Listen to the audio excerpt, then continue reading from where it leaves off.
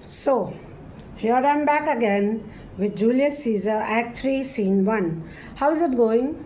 I hope you all understood what I had explained last time, and I hope that it did help you all to understand Julius Caesar a little more in detail and a little more clearly.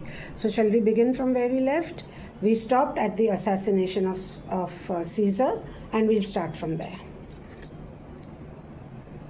I want you all to imagine the scene. Just imagine the scene.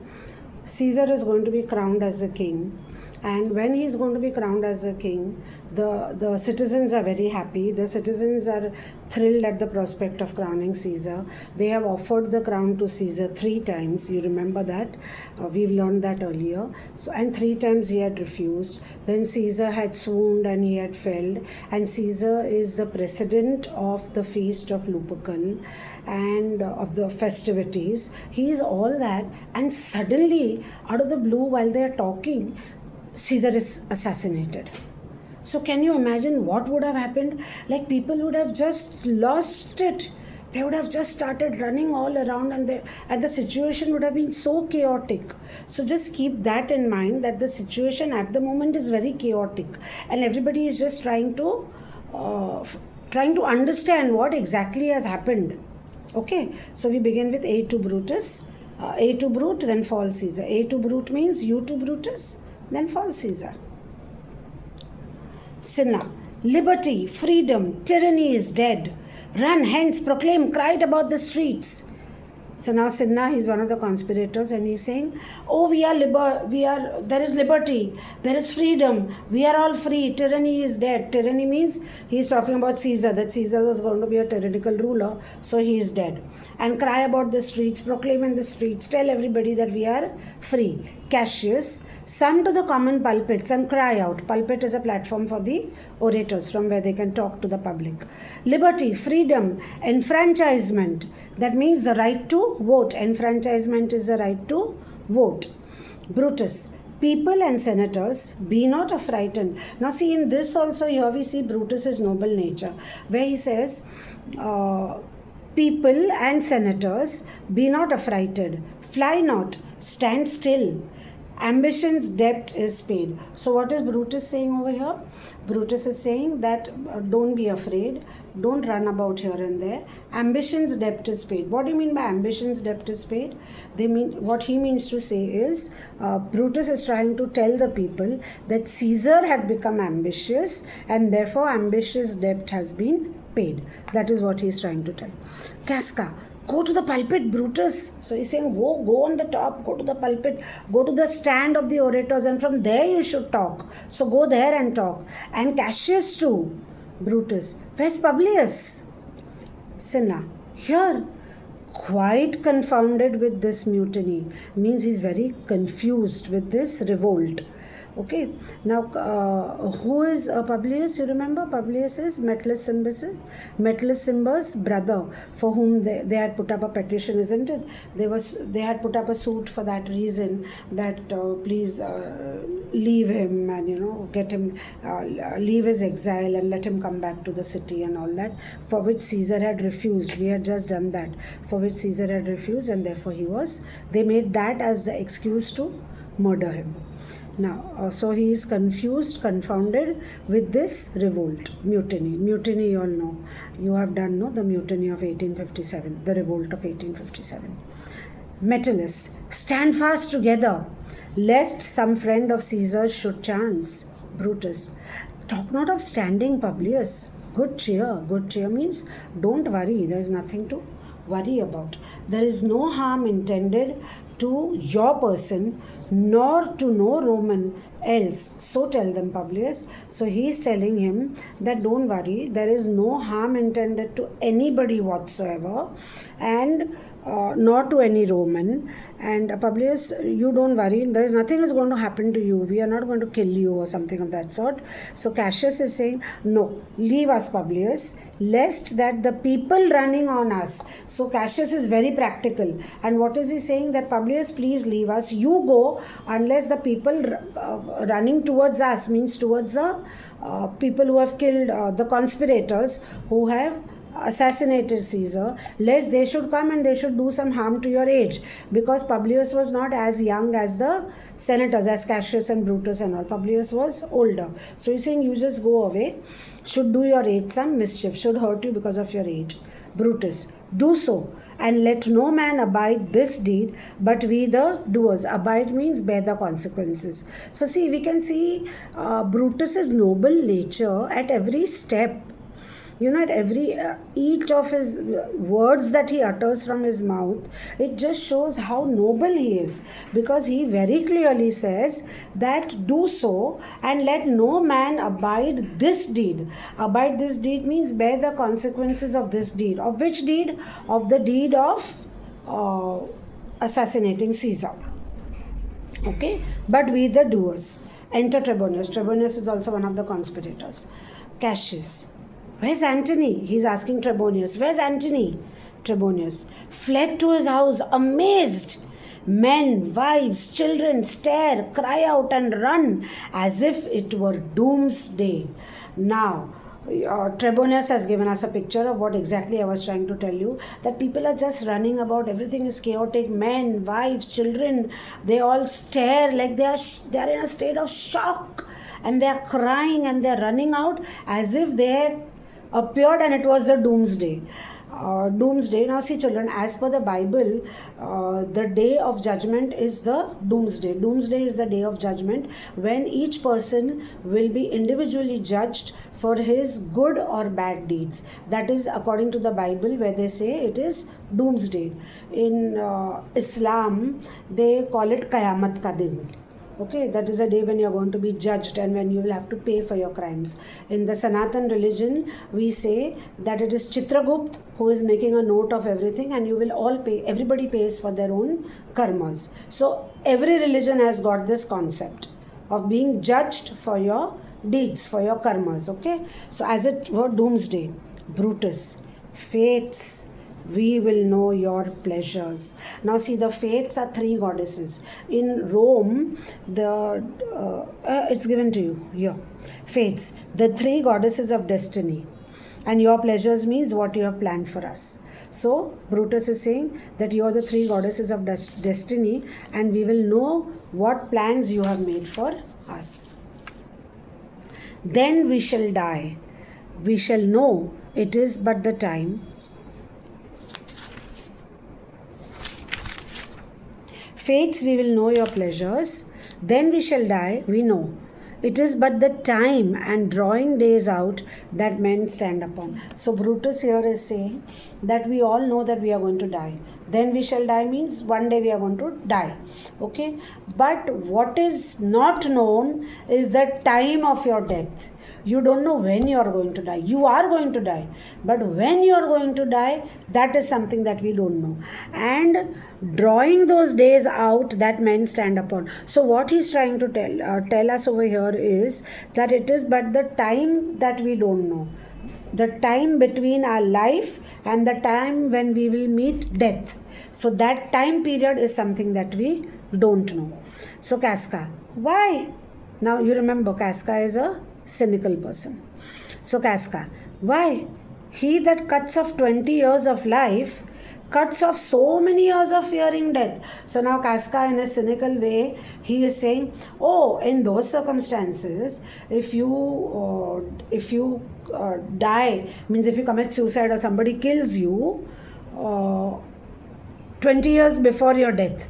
So actually, if your death was deemed on a particular day, but you're killed before that, say you're killed 20 years before your death, then you have saved yourself, means the person who has died has saved himself the trouble of being alive for 20 years under that scare that, oh, I will die, I'll die, I'll die, I'll die, I'll die. So you are saving that. Grant that, Brutus is saying, grant that means if you agree to that, then death is a benefit. Children, did you understand this? Casca is saying that a person who is killed before his ordained time of death. Supposing a person is killed 20 years before his actual death of time, maybe, and he's assassinated, like they've killed Caesar, then that person has saved the frightening of 20 years.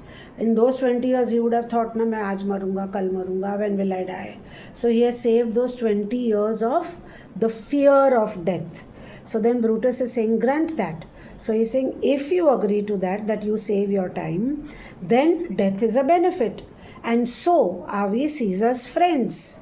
So he's saying, in those circumstances, we are Caesar's friends because we have abridged his time of fearing death. Abridged means shortened. So he's saying, we have shortened his time of fearing of death. Now see what he's saying. Brutus, look, he's saying, stoop, Romans, stoop. Now just see. And let us bathe our hands in Caesar's blood up to the elbows. Now this Brutus, who was so trusted by Caesar, he was such a great friend of Caesar, but he was so incited by Cassius, as we have seen in Act 2 and Act 1, that he was so much incited that he really believed that killing Caesar was a noble cause. But look at the words Shakespeare uses over here. This is the mastery of Shakespearean writing. See the words he's saying, stoop, Romans, stoop. Now when do you call somebody stoop? Stoop means you are bending low. You are bending low to some in your character. She's saying, oh, she stooped so low. That is the time we use the word stooped. So here Shakespeare has used that word so cleverly. See, stoop, Romans, stoop, as if he's taunting that, okay, stoop, Romans, you're going to stoop now. Okay, and let us bathe our hands in Caesar's blood up to the elbows and besmear our swords. Besmear means cover our swords, and then walk we forth even to the marketplace. So now see what Brutus is saying, that we'll stoop, we'll put blood on our elbows, and we'll besmear our swords with Caesar's blood, and then we'll hold the swords high, and then we will march to the marketplace, and waving our red weapons over our heads, we will cry, peace, freedom, liberty. Cassius, stoop then and wash. How many ages hence shall this a lofty scene? Lofty means noble. Now Cassius is saying that, okay, Romans, stoop, and let's do what Brutus has told us to do. And God knows for how many generations to come, this a lofty scene. What is a lofty scene? Of stooping and dipping our hands in the blood of Caesar and besmearing our swords with his blood. For shall this a lofty scene be acted over in states unborn and accents yet unknown? So just see children how Shakespeare is writing. You've got to notice the magnanimity of Shakespeare and what his intelligence was when he could see into the future. He was indeed a great seer.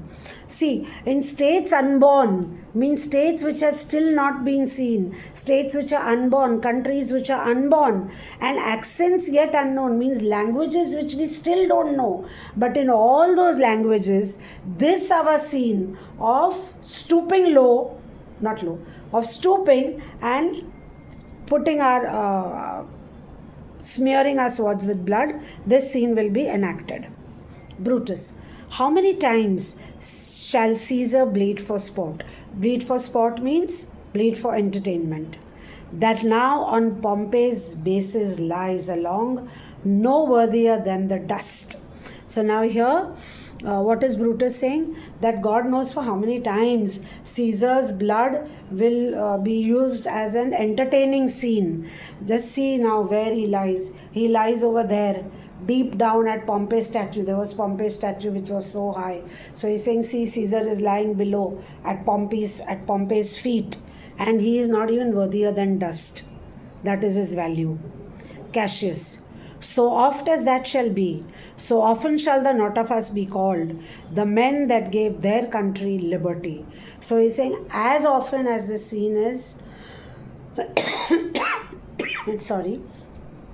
as often as this scene is enacted, so many times shall we, the conspirators, be remembered as people who gave liberty to their country. Decius. Clear so far? Decius. What? Shall we forth? Shall we move ahead? Aye, every man away. Brutus shall lead the way, and we will grace his heels. Now see, Cassius is very, very scheming, calculating. It's exactly like what Caesar had described him, that he has a Yon Cassius has a, you must have done that earlier, in Act 1, where he tells him that he has a mean look. Okay, so here Cassius really proves himself to be that, he's telling them that every man away, Brutus will lead us. Why is he saying Brutus will lead us? Because he knows that it was Brutus's ancestor, Junius Brutus, who had established the Roman Republic. So he wants Brutus to take the lead in everything. So he's saying, Brutus shall lead, and we will grace his heels. Means we will follow him with the most boldest and best hearts of Rome. Enter a servant. Brutus. Soft. So what does Brutus say? Wait. Soft. Who comes here? A friend of Antony's. So what is he saying? A friend of Antony's. Antony's friend has come. Servant. Now here I want you all to see the oratory of Antony. Okay. Servant. What is he saying?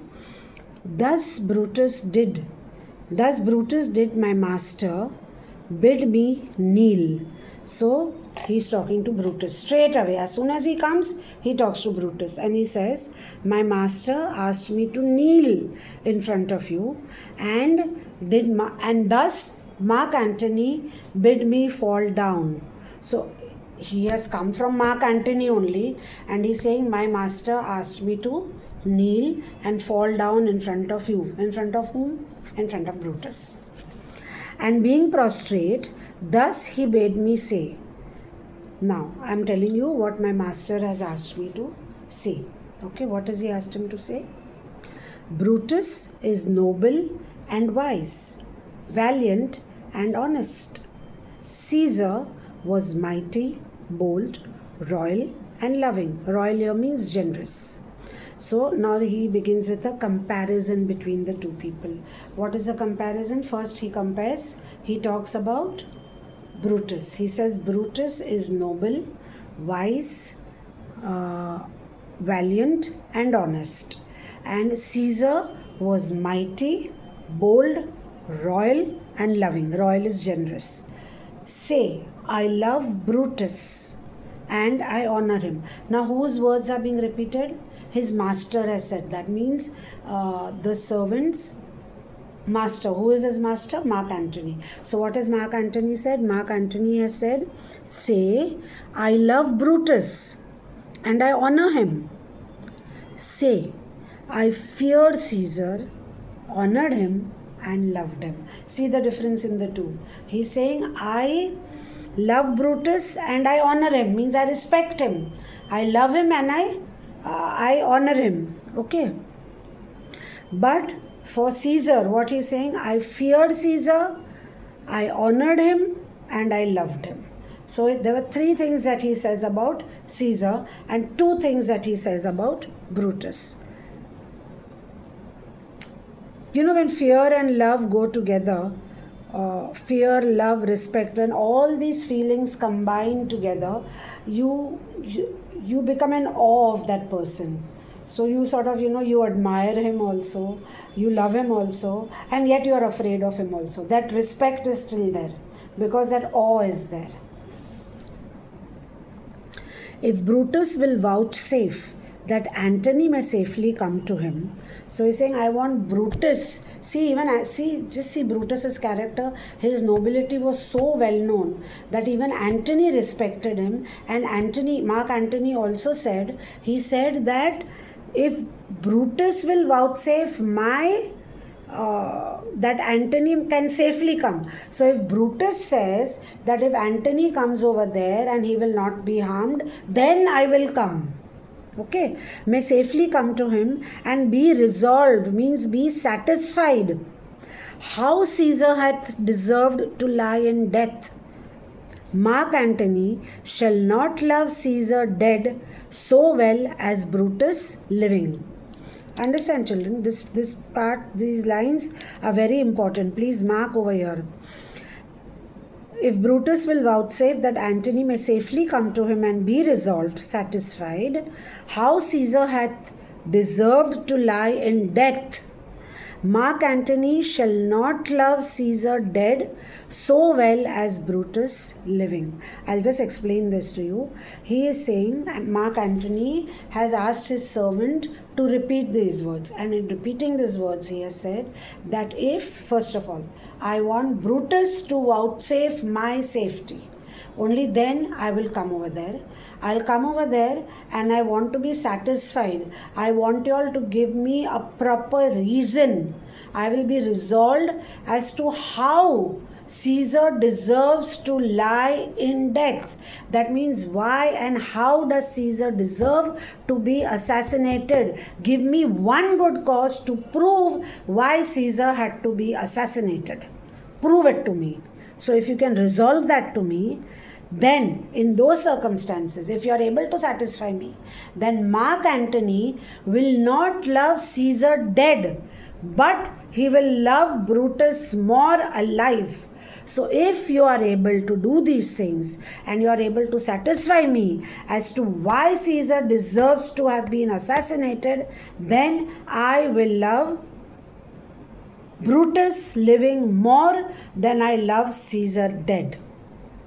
And I will follow the fortunes and affairs of noble Brutus through the hazards of this untrod state. Untrod state means unaccustomed state of affairs, where we are not accustomed to all this. But I will follow Brutus with true faith if he is able to explain to me why Caesar had to be assassinated. Give me one good reason or satisfy me that this is the reason why Caesar had to be assassinated, and in those circumstances I will love Brutus more alive than Caesar dead. And in the end he says, so says my master Antony. So he is saying all this that I have said is what my Mark Antony has asked me to say to you, and I have just repeated all that. Brutus, thy master is a wise and valiant Roman. I never thought him worse. Tell him so, please him to come to this place. He shall be satisfied, and by my honor he will depart untouched. He says that your master will depart untouched. That is the guarantee given by Brutus, that you fetch him over here, let Mark Antony come over here, and nobody will touch him, and I will satisfy him as to why there was a necessary, or why was it necessary to kill Caesar. Servant, I will fetch him presently. And he goes away. Presently means right away, and exit. So I think with that, we'll stop over here and I'll see you at the next module. Till then, please learn everything and read everything again and again so that you understand Shakespearean language properly. And when you write your answers should come from your heart. They should flow effortlessly. So see you all next time. Bye everyone.